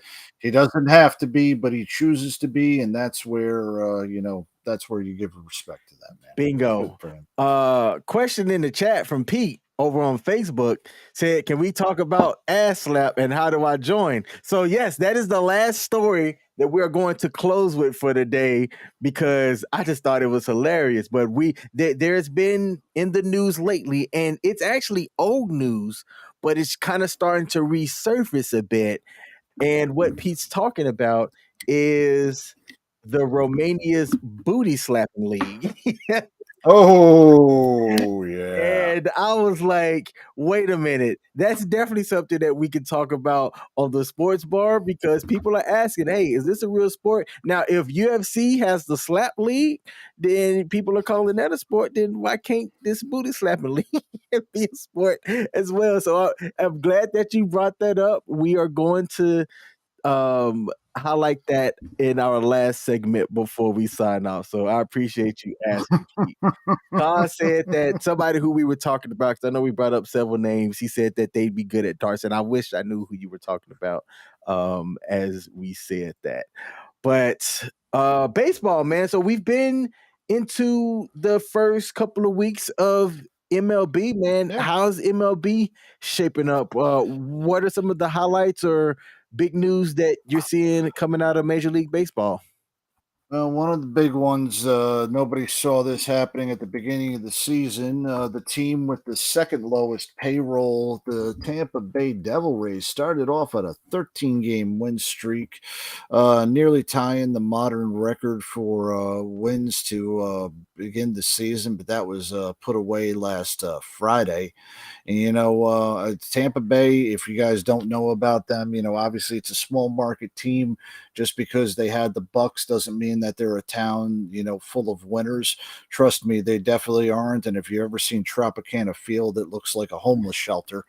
But they are now 14-2, running away right now with the early lead in the American League East, which is always stacked between, the Toronto, New York, Baltimore, and Boston. You're looking out pretty good from there. And over in the East, Atlanta's still up there on top. The Mets are somewhat looking like they're going to play. But the big thing that I've gotten away from this season right now is that we are having an increase or a decrease as far as the pace of play. And that's all everybody wants to talk about now because the decrease in the pace of play has shaved off. Now it's at 40 minutes of dead time in between actions. So from all of that dead time where everybody kept saying, oh, nothing's happening, the rule changes that were implemented this season have shaved off on average 40 minutes off of the pace of play. Runs per game is up, stolen base attempts are up. And on top of that, concessions haven't taken a hit, and it seems like fans are coming a little bit more in there. And I hope that is the case because it's a long summer. Baseball is the only game in town. I'm a diehard Yankee fan, and I want to see the Yankees succeed all throughout the summer because they haven't had a losing record since 1992, and I'd like to see that keep up for a 31st year. And it's baseball. It's America's pastime. Maybe it's something that we can get something during the summer and have somebody try to actually, reunite it. In fact, out of New York, Pete Alonso, he's leading the National League right now in home runs. Let me pull up the stats real fast. I believe he's got 7 right now. Let's go home runs. Pete Alonso is actually at 8 home runs this season, and he has already said that he wants to break. Well, we're gonna call it the record, even though it's not really the record, but he wants to eclipse Aaron Judge's American League record of 62 home runs. Now, the actual National League where Pete Alonso plays, that record is 73, held by Barry Steroid Bonds. And below that, the other ones were by Mark McGuire, who, has been admitted to doing steroids, and Sammy Sosa, who doesn't understand English when every time the word steroids comes up. But Pete Alonso right now is already hitting 8 home runs, and he wants to try to eclipse 62 home runs this year. So if that becomes a story during it, it'll be great. Or unless he just remembers that he plays for the Mets, and the Mets just try to get the hopes up of everybody, and then end up laying the biggest shit on the face of the earth on every single one of their fans year after year. In fact, this goes out to my sister-in-law. Okay, there are two sets of horns that are going to be playing. Edwin Diaz had the trumpet that he was playing. When he was coming out from there. And I hope, like I said, I hope my sister-in-law is listening to this, because now Edwin Diaz's trumpet make this sound. Wah, wah, wah. Hey, somebody in the comments said somebody's a little salty. No, I'm not salty. It's just a fact of superiority. I'm a Yankee fan. You know what? There is no rivalry with the Mets. In the words of Derek Sanderson Jeter, they're just the Mets. Nobody gives a crap about them. Okay? There's no rivalry. Nobody cares about the Mets. They're like that, they're like, oh fuck. They're like the Air Force. No military branch gives a fuck about them. Sorry, King. Hold up. Hey, you know what? Producer, take him off air a second. Did y'all hear this? Did y'all hear that tragedy? Oh my goodness. Let's bring him back up. Okay, let's call it the Space Force. This is what happened when I wield the power. I can DOS boot you as needed. Dang, coach. Oh. I should have said the Coast Guard, but there's I think I've gone into an argument about how good the Coast Guard actually is. I was just going to say that. Not You a lot couldn't of say people the actually know coasties. about them. People don't talk about the coasties like that. No. You could have said the coasties. How often do they get brought up? Never, unless you remind them. Yeah, they're that long lost relative that only shows up when the will gets read. Exactly. But they could also be the Space Force. I mean, for crying out loud, I still have not seen a single person from the Space Force, but I do know that they've got the job of literally and figuratively protecting Uranus. So that's a kind of a good job for them. Yeah, absolutely. Coach, we got two more things to bring up, but these will be quick ones Go ahead, before buddy. we get into our final butt slapping. Is it a sport conversation? So there were two athletes from two different sports. One by the name of Reuben Foster, which if you follow professional football, you'll know who that name is. He played for the Alabama Crimson Tide, played on the championship team, got drafted in the first round by the San Francisco 49ers, I believe, and had a domestic incident occur in which the lady recanted her story. So he didn't get charged with anything, but the team dropped him and he never really found his footing in the NFL after that. He has since gotten onto a team in Pittsburgh for the USFL. All right. Yep. And he made his first return back to his home state playing football, in which Pittsburgh came down to Alabama and played one of the Bama teams or whatnot. But I bring up that story because I saw that and said, oh, that's a pretty good story. I forgot that dude even existed, which also goes to show because he got drafted like in 2018, 2019, but didn't do much. The biggest thing when you Google him is about that the domestic violence. Domestic violence In which he issue, didn't get charged for anything, but the snowball effect of having it happen, and then injuries kind of cost some things. Trevor Bauer is a different story, but what he got accused of and the subsequent stuff that came out, he got suspended from the MLB for a very long time because of the allegations that came out about him. And while he's denied he did anything wrong, he's maintained his stuff and said, hey, look, I did some stuff with these people. It was consensual and everybody was on the same page. He now is playing, and he played for an overseas team over in Japan. The reason why I bring all of this up, what's your take on athletes getting the opportunity to earn money post incidents that occur around that nature? Okay. Let's say one thing because Reuben Foster, reading up on this one right here, the person who made those charges basically testified under oath that she had fabricated the story as a money scheme. Mhm. Okay, so while that derailed Reuben Foster's career, the injuries then ended up becoming an issue after that in 2019, and then he was placed on injured reserve. Miami tried to pick him up, but now he's playing for the USFL. He's trying to get himself back up and going. In his instance, I have no problem with the fact that everything was come out, and this woman's basically just accusing him to do that. This guy's trying to make a second chance at it. I'm a little bit happier that he is actually doing something like that so that this way he can get his story going. All right. Regardless of what happened, there's, if you have enough evidence to do something like what was happening with the Trevor Bauer situation, then there's a different story. But as you were seeing right here with Reuben Foster, there wasn't that any evidence, and one of them was a complete fabrication of what happened. So I'm glad that he's got the opportunity to build himself back up and hopefully get his shot back into the what's it called back into the pros. At least he's there with the USFL. All right, Trevor Bauer.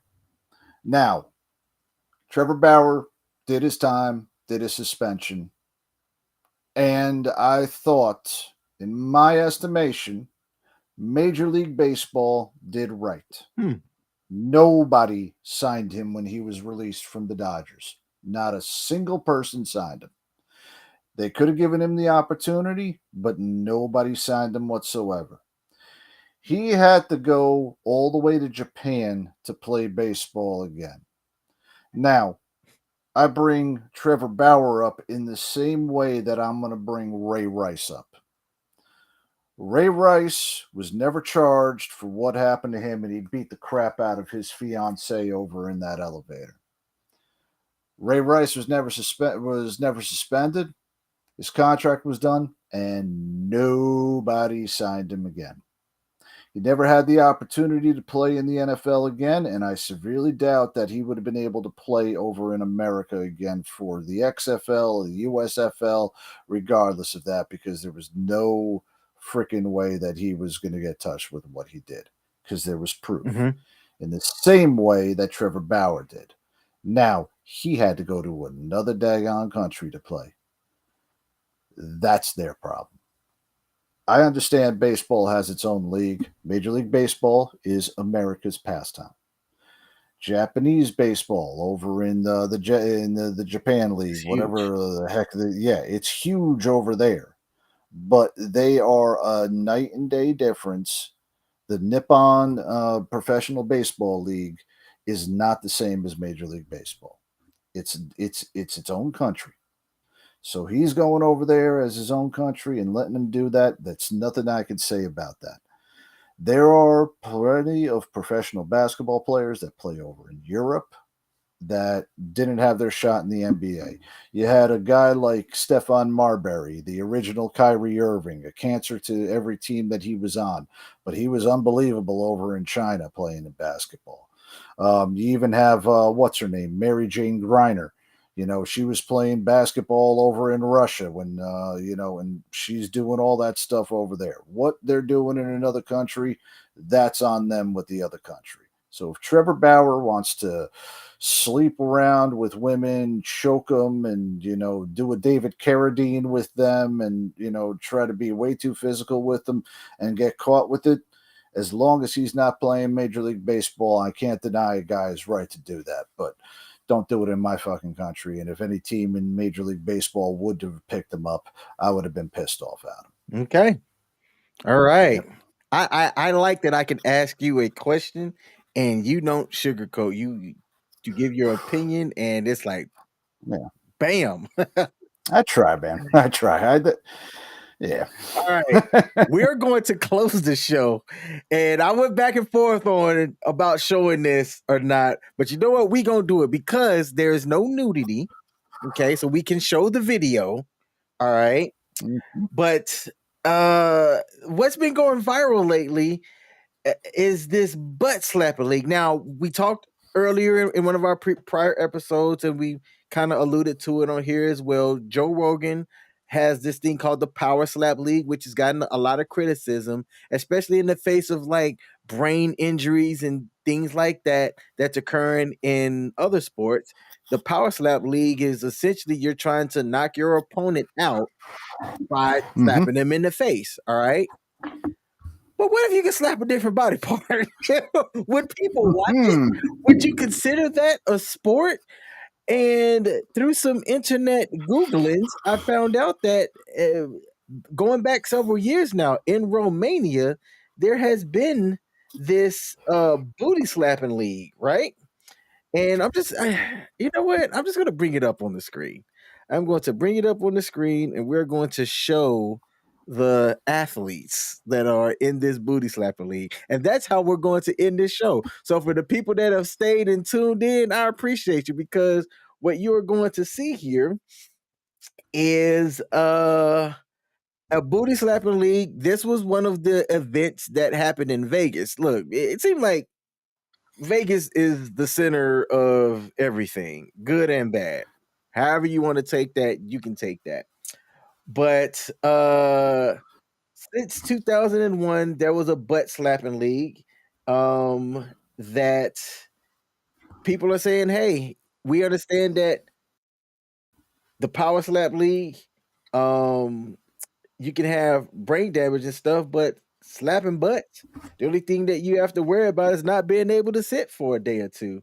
And there's footage of this league, and I'm going to blow this up here, turn down the volume just a bit. This video came out on April the 16th, and it almost has a million freaking views. And before you even hit play, let's just see what we have. We got somebody that looks like the announcer at the center in a full suit. All right, you got He looks like a skinny Steve Harvey. I love button Steve Harvey. I'm with it. You got other guys in the back that are wearing ties. You know, these people are fully suited up. And then all of the ladies, you know, showing a whole lot of skin to include the contestants. But let's just take a look here and see what this sport is all about. All right? Run it. So he's highlighting her redness. Okay. Oh, and look, it's buffering at the booty cheeks. Wow. Oh, yeah! Splash! And then they just kiss each other. All right, you just gave me a red, and then they're gonna put it in slow motion. This is apparently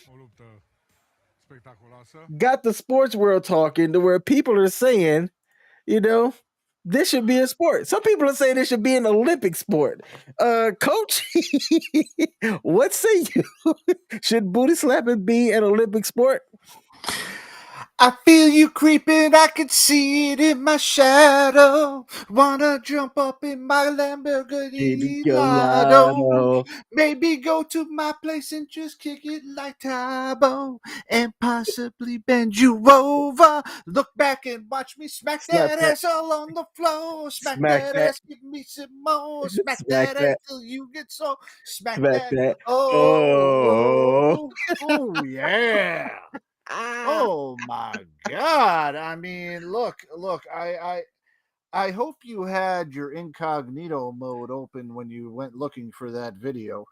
That being said, for some reason, I think there's a continuation, but it goes on a certain hub website that people probably say they don't go to, but know exactly what I'm talking about afterwards. if that is a professional sport, then like I have been saying almost all show, why don't we just get together in unity over one thing with sports and have a great time and get all behind it in the vein of respecting mankind. I could get behind that. I can get in front of that. I can sit down on it, and they can sit down on me with that. Oh, great googly moogly. Oh, I need to Hey, see more man. of that. I love the callback. I absolutely love the callback, man. That was masterful, Coach. You know what? We're going to bring up just the slow motion part back. For scientific purposes and all. Foarte frumos alături de noi în Gușcă Sandu. Booty slapping as I a mean, sport. look, she got the tailbone, you didn't get you got the tailbone area, and then that's not a good technique for the slapping the ass. You got to get the meat of the butt cheeks.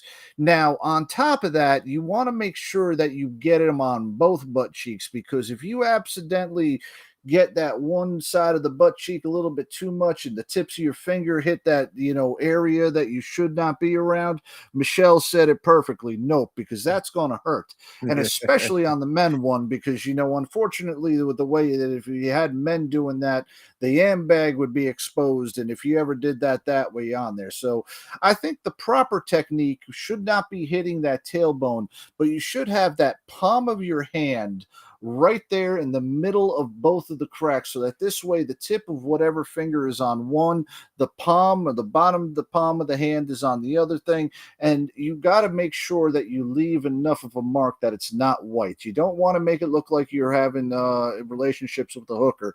You want to make sure you leave a nice little red mark on there, and that's the OK seal of approval. Michelle said, "Nah, she's just not for it. Period." David Cunningham looks like he's for it. Hey, yep. Could you imagine Kim K or Nicki Minaj in that league?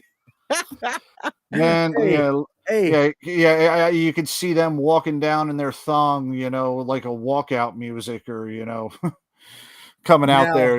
I to be honest with you, I think Lizzo would be the undisputed champion.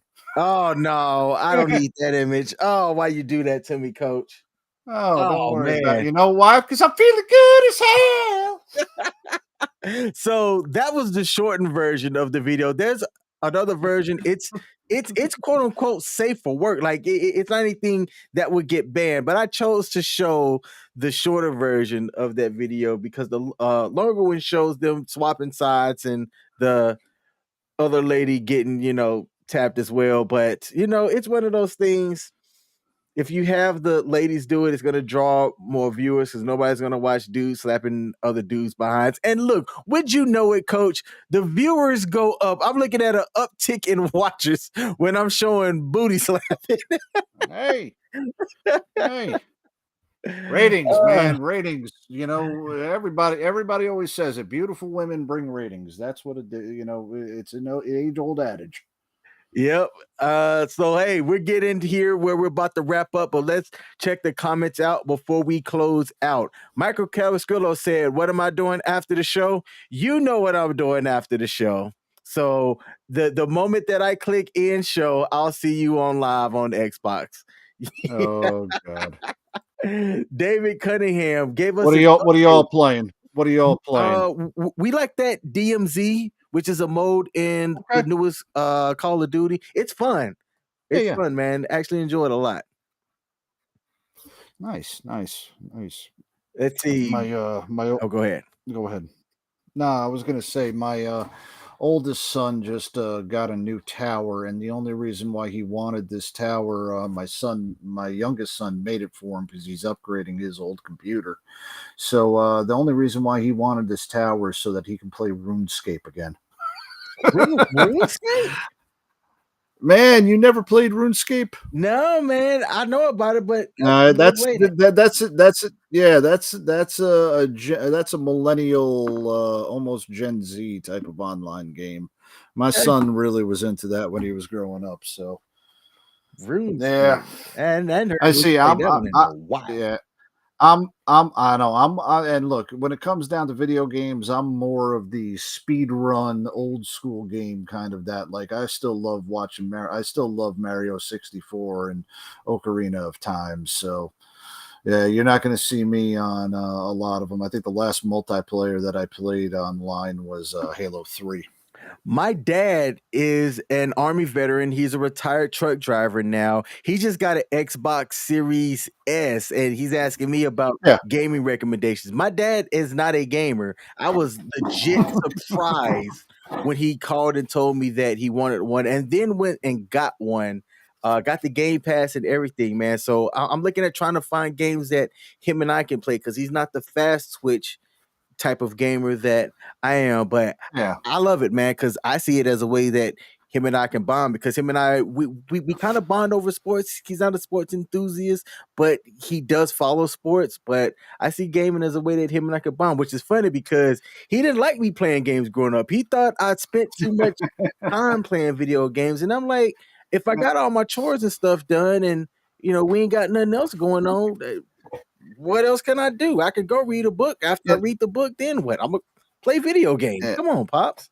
Now, another topic. Maybe we can get into this. Another thing, the console games for racing have really gone downhill. Mhm. But there is a new kind of gaming platform out, iRacing, that is absolutely phenomenal, and that's kind of gotten a lot of people back into the sport of automobile racing, whether it be an F1, NASCAR, Indy, whatever. But there are people who set up like $5,000 rigs with multi monitors, and when they're driving, it's not like on the controller or anything. They have the actual wheel with the brake pedals and the gas and everything like that. Like you're actually driving the car, man. That would be something. Now, I'm not going to say your dad wants to play a game or something like that. That would be something that I'd be interested in and doing that. And that's kind of brought back some of the older people in playing games. Okay. Setting it up like what was that game that we used to, that was always in Pizza Hut, not Street Fighter, Cruising USA. Oh yeah. Wow. Yeah, like that. Yeah, like people setting that stuff up, but doing it with the real race cars now, man. He That would be said something. inside of That would Pizza be Hut. something like that. And Yeah. man, I was telling my daughter this. I said, man, we used to go to like the Domino's or Pizza Hut and eat in there because they had the little bar thing in the middle, and you had the salad stuff, and then you had Yeah. pizza, and then they had like maybe one or two arcade games. Man, like Yeah. post COVID now, I haven't walked inside of a Pizza Hut or Domino's that their sit-in area was actually back open. It's still closed, and they're pretty much carry out only now. Yeah. If Yeah. their It's a physical damn store shame, is man. still open, because I've known two that have like just closed down. Yeah, it's a damn shame, They're just the way, the sign of the times, man. It was we were kings back then when we went to go to Pizza Hut and had the pizza buffet, and your mother was smoking a cigarette at the table, and she gave you a couple quarters to get out of her way while she was smoking. Everything would be fine after that. Yeah. Yep. David, Man, sign of the old times. the old times, man. David Yeah. Cunningham has gave us an interesting update.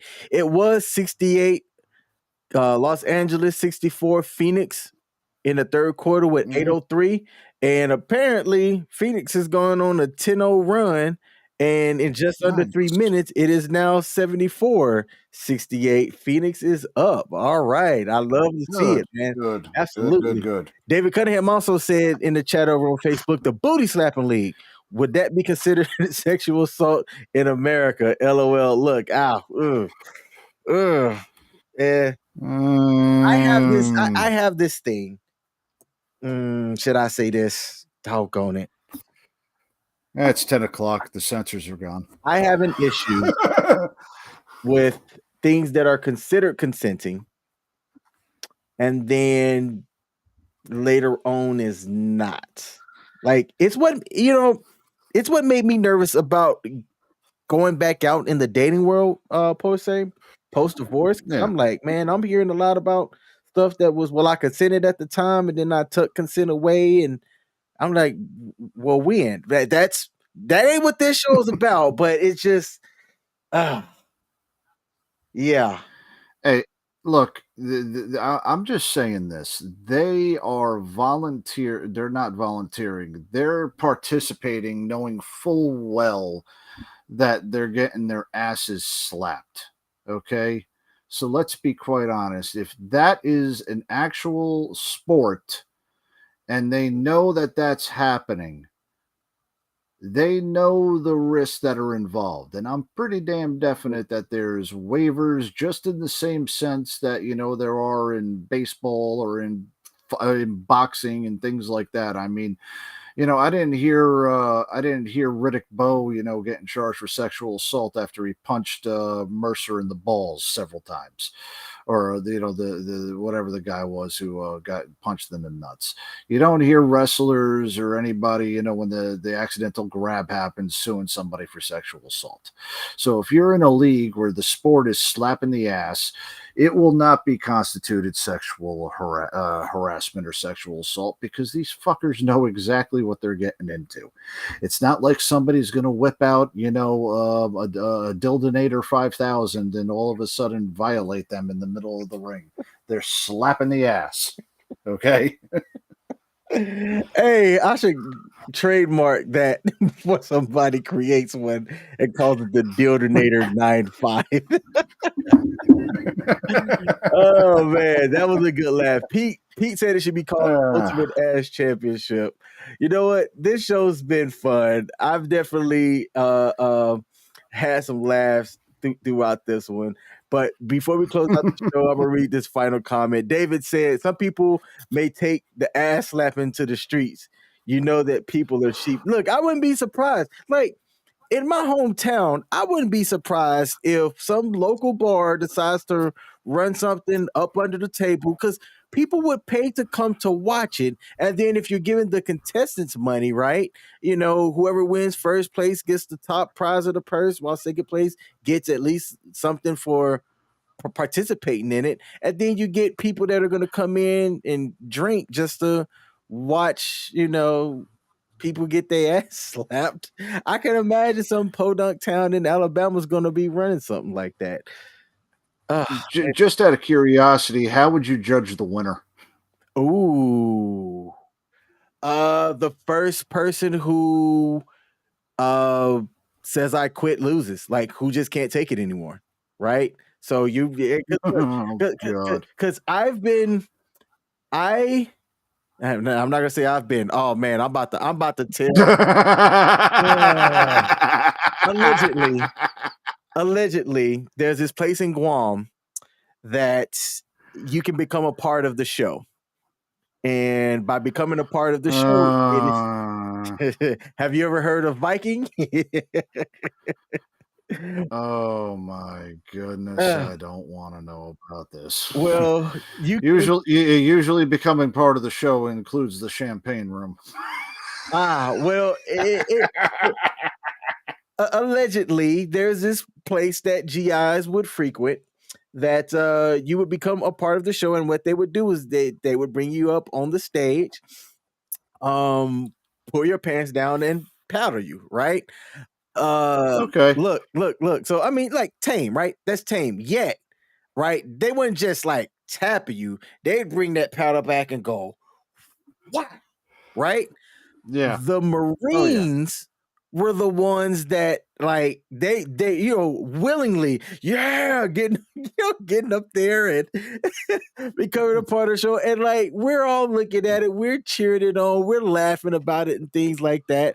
I did get up on there one time and they took it light on me, but yeah, it was hard to sit down for a while. So I bring that story up because I would say that at a certain point, you just know when you're done and you're like, man, I'm going to have to feel this for a couple of days. And I think I would judge it based off on who was the first person to say I quit.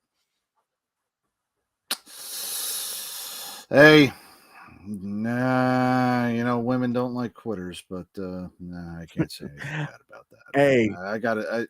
Look, you're getting your ass slapped for that, you know, and I get the Marines want to do that. That's because that's how they have to kickstart their brains by getting slapped in the ass as hard as humanly possible. Hey, See, I'm an equal opportunity offender. I just don't pick on the Air Force. hey, maybe we at WTF Nation Radio should post. How do we moderate this though? Because there's the stories. Like I can tell that story. There are stories that will never be told, just never.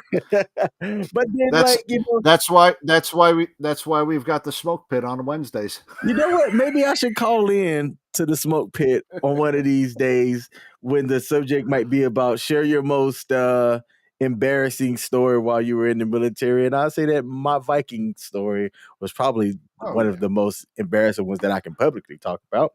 Yeah, I mean, I don't think she's watching right now, but TZ is going to be talking about her uterus getting yeeted here on one of her shows. So, I mean, why not? I'm pretty sure you'll be okay with that one. All right. Yep. David Cunningham said BC Street and Gate 2 Street secrets. Yes, man. Oh, yeah. I got some Gate 2 Street stories, man.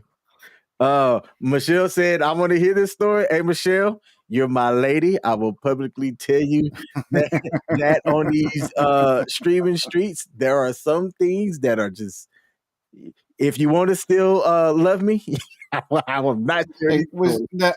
Hey, are we talking about Gate 2 outside of Kadena Air Force Base? Yes, sir. Gate 2 in Okinawa. Okay, I know what you're talking about. Yeah. Just don't mention the word Soapland. Or you know what? Oh, what time? We'll table this for another day, Coach. Yeah. I don't want you to get in trouble, Michelle. We are wrapping up the show. We not only have the sports bar here at Sundays on WTF Nation Radio, all of the radio shows and happenings that you are about to spout out all goes live at 8 p.m. U.S. Eastern. Why don't you tell the viewers and listeners what else that they can expect here at U.S. Army WTF Moments, WTF Nation Radio? You have the floor. Oh, you got the logo coming And up, buddy. logo is up. Let's get that logo up. All right. So on Sundays, we kick off the week with the sports bar, obviously with actual King Smith and myself, the coach.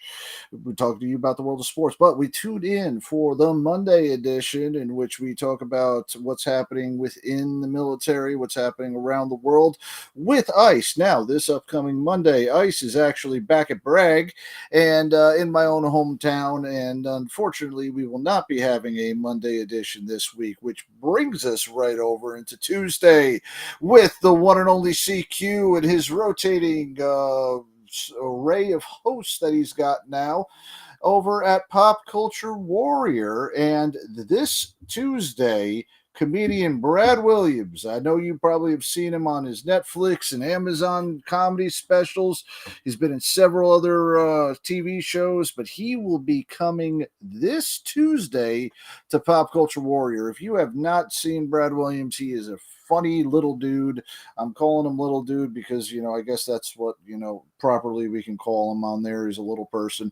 Great guy. But if you haven't also seen CQ and Pop Culture Warrior, you need to check out that show. It is by far one of the best shows that we have on this station. I'm not going to say anything bad about the Sports Bar, Monday Edition, Sergeant's Dime, or Friday Night Freedom, because the other great show that we have happening is also on Wednesday.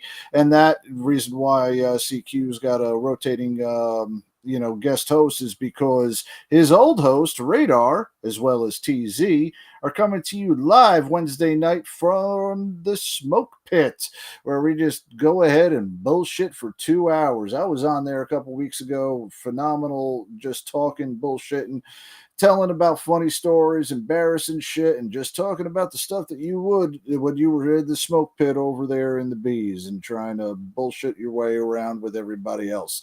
Coming on Thursday, one of our flagship shows is Sergeant's Time with ICE, where we talk about what is happening on active duty, dealing with Veterans Affairs, and also interviewing those that are giving back to the community. Now, again, there will not be a show this Thursday because Mr. ICE is still back here at Bragg and going to be here for a while longer.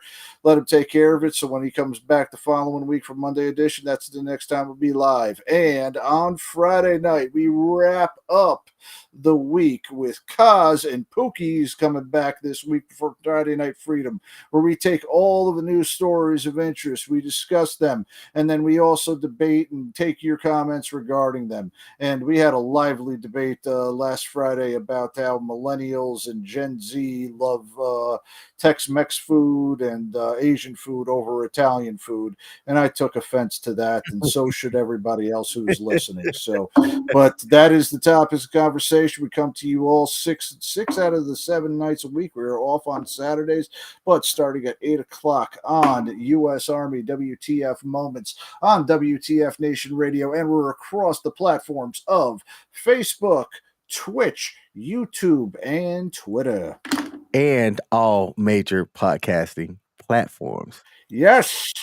Yes, we are on the podcasting platforms. Yes, that's right. And some shows have IMDb listings in which they've won awards. But you know what? Maybe we can do something about that and put up the sports bar on some things and get us some awards. All right.